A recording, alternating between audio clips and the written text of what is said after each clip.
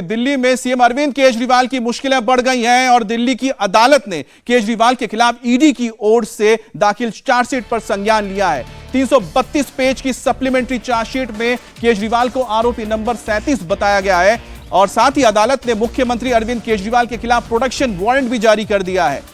सभी आरोपियों को 12 जुलाई को पेश होने के लिए आदेश दिया गया है कोर्ट से। आज दिल्ली हाई कोर्ट में भी केजरीवाल की जमानत याचिका पर सुनवाई होगी। उसके अलावा शराब घोटाले में ईडी की शिकायत पर कोर्ट के सामने पेश नहीं होने पर जारी कोर्ट के समन को चुनौती देने के मामले में भी आज राउज एवेन्यू कोर्ट में सुनवाई होने जा रही है। बहरहाल अरविंद केजरीवाल के लिए मुश्किलें इसलिए बढ़ गई हैं क्योंकि ईडी ने अपनी चार्जशीट में अरविंद केजरीवाल को भी आरोपी बनाया है और ऐसे में देखना होगा कि जब 12 जुलाई को कोर्ट में पेश होने के लिए जो प्रोडक्शन वारंट जारी किया है उसके बाद कोर्ट क्या फैसला लेता है। तो ईडी की ओर से 232 पेज की चार्जशीट दाखिल की है। अरविंद केजरीवाल को भी इसमें आरोपी बनाया गया है। कोर्ट ने केजरीवाल के खिलाफ प्रोडक्शन वारंट भी जारी कर दी है और साथ ही अरविंद केजरीवाल को नंबर 37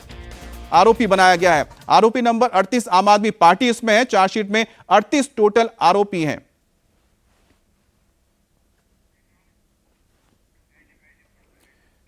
तो बड़ी खबर आपको बता रहे हैं अरविंद केजरीवाल को लेकर है। ईडी की चार्जशीट में आरोपी बनाया गया अरविंद केजरीवाल को 37 नंबर आरोपी हैं और आरोपी नंबर 38 अरविंद केजरीवाल की पार्टी आम आदमी पार्टी है। चार्जशीट में 38 आरोपियों के नाम हैं कुल मिलाकर और 232 पन्नों का पूरा ये चार्जशीट है। और नई शराब नीति बनाने में अरविंद केजरीवाल की सक्रिय भूमिका थी, यह पहला आरोप लगा है। करोड़ों की रिश्वत लिए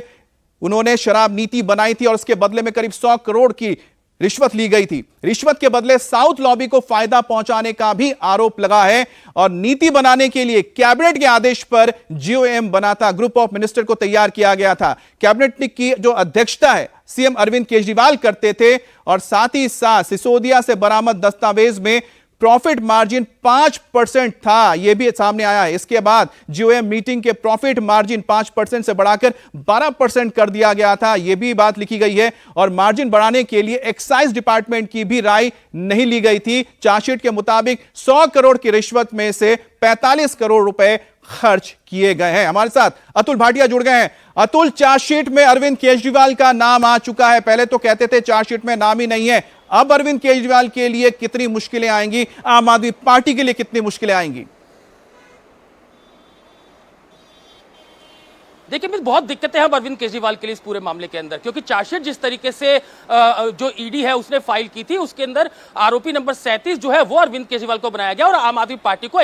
आरोपी नंबर 38 बनाया गया। अब जब जो राउस एवेन्यू कोर्ट है उसने कल इस पूरे मामले पर संज्ञान लिया, क्योंकि पिछले हम देख रहे थे 1.5 से 2 महीने से ये जो चार्जशीट थी वो राउस एवेन्यू कोर्ट के अंदर पेंडिंग थी, संज्ञान इसके ऊपर लिया जाना था। कल राउस एवेन्यू कोर्ट ने इस अहम चार्जशीट के ऊपर संज्ञान लिया और कहा कि प्रोडक्शन वारंट पर जो अरविंद केजरीवाल हैं जो कि आम आदमी पार्टी के संयोजक हैं उनको 12 जुलाई को पेश किया जाए। तो यहां क्योंकि अब आरोपी के तौर पर जो जिस तरीके से चार्जशीट फाइल की थी ईडी ने, अब उसमें प्रोडक्शन वारंट जो है वो कोर्ट ने जो है वो भेजा है और अब अरविंद केजरीवाल को तिहाड़ जेल से राउस एवेन्यू कोर्ट में पेश किया जाएगा। दिक्कतें यहां किस तरीके से बढ़ेंगी, क्योंकि चार्जशीट जो फुल प्रूफ ईडी ने रखी है उसके अंदर दिखाया गया है कि किस तरीके से हवाला कारोबारियों के जरिए कैश में ट्रांजैक्शन हुए, किस तरीके से जो पैसा जो साउथ लॉबी से मिला जो कि 100 करोड़ रुपया था, वो पैसा किस तरीके से आम आदमी पार्टी तक पहुंचा, अरविंद केजरीवाल की उसमें किस तरीके से इन्वॉल्वमेंट थी, किस तरीके से जो 5% जो पूरा मार्जिन था जो रिटेलर्स को मिलना था उसको 12% किया गया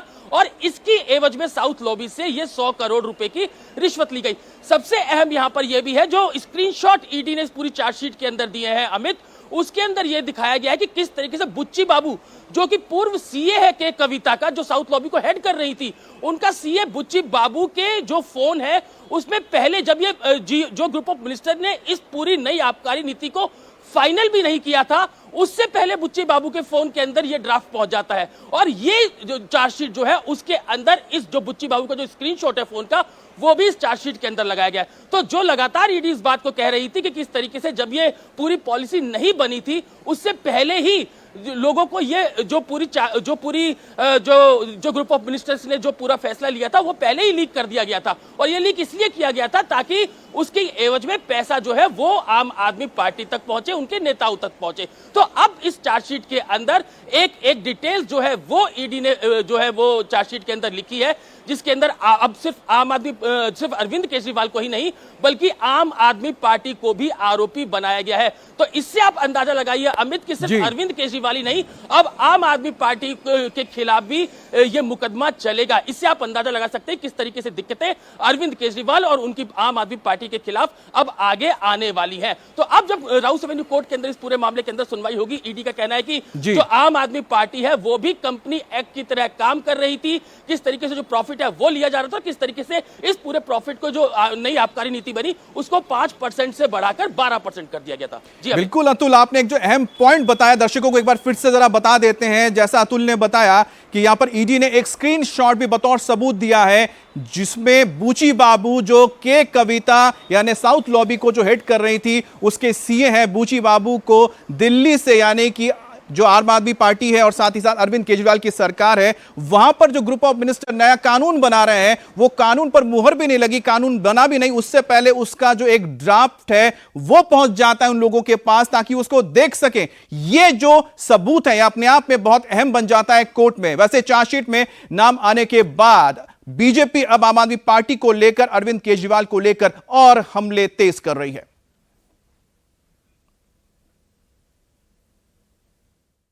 जांच एजेंसी ने जो 7th कॉम्प्लीमेंट्री चार्जशीट दाखिल की थी कोर्ट में, उसमें माननीय कोर्ट ने संज्ञान लिया है। उस चार्जशीट में साफ साफ कहा गया है कि अरविंद केजरीवाल और आम आदमी पार्टी पूरी की पूरी पार्टी ने हवाला ऑपरेटर से पैसे लिए हैं शराब नीति बनाने में, और वो पैसे इनके अकाउंट्स में भी आए हैं आम आदमी पार्टी के,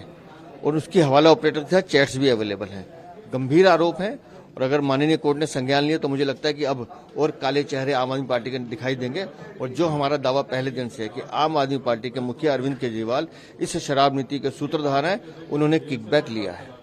देखिए, बहुत गंभीर बात है अगर कोर्ट ने कॉग्निजेंस लिया है,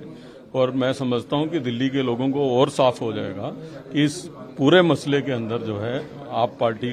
किस तरीके से भ्रष्टाचार में लिप्त थी, और बहुत गंभीर बात है अगर कोर्ट ने कॉग्निजेंस लिया है तो। अतुल, जब बीजेपी हमलावर है वो राजनीतिक तौर पे करती रहेगी, लेकिन अगर हम फैक्ट्स की बात करते हैं, अगर प्रोडक्शन वारंट कोर्ट की ओर से सामने आता है और साथ ही साथ कोर्ट ने कॉग्निजेंस लिया है इस चार्जशीट को लेकर, अरविंद केजरीवाल को लेकर जो सारी याचिकाएं दायर की गई हैं, चाहे वो लोअर कोर्ट हो या फिर हाई कोर्ट हो जमानत के लिए, उस पर क्या असर होगा?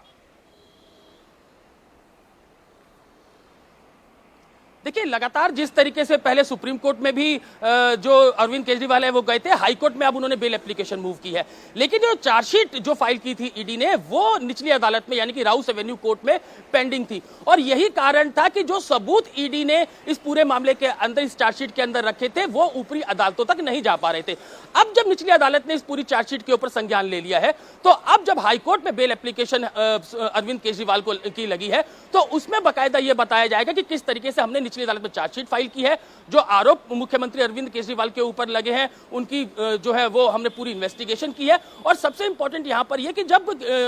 पीएमएलए 45 पीएमएलए के अंदर जो जांच एजेंसी ईडी है वो कोई कार्रवाई करती है, तो उसमें जो बयान ईडी को दिए गए होते हैं वो कोर्ट के अंदर मान्य होते हैं। और यहां पर अब अरविंद केजरीवाल को अपनी बेगुनाही साबित करनी होगी कि वो किस तरीके से इस पूरे मामले के अंदर इन्वॉल्व नहीं है। लेकिन दिक्कत यहां पर अरविंद केजरीवाल के लिए यह है अमित की जो सबूत ईडी ने रखे हैं, आप देखेंगे इसके अंदर बाकायदा जितने भी जो हवाला कारोबारी हैं उनके स्क्रीनशॉट्स है, किस तरीके से उन्होंने जो पैसा है वो आम आदमी पार्टी तक पहुंचाया। ये एक बहुत अहम सबूत है जिससे कि आम आदमी पार्टी और अरविंद केजरीवाल की दिक्कतें काफी बढ़ेंगी। आपको याद होगा संजय सिंह को सुप्रीम कोर्ट से बेल मिली थी, वहां पर सबसे अहम रीजन यह था कि 45 पीएमएलए के अंदर ईडी ने उनके खिलाफ कोई कार्रवाई करना ठीक नहीं समझा था, क्योंकि वो सीधा आबकारी नीति बनाने के अंदर इन्वॉल्व नहीं थे। और इसका सीधा सीधा बेनिफिट वो है जो वो संजय सिंह को मिला था, जिसके कारण उनकी सुप्रीम कोर्ट से जमानत हो गई थी। लेकिन क्योंकि 45 पीएमएलए के अंदर अब अरविंद केजरीवाल को अपने को बेगुनाह साबित करना है, आम आदमी पार्टी को अपने को बेगुनाह साबित करना है,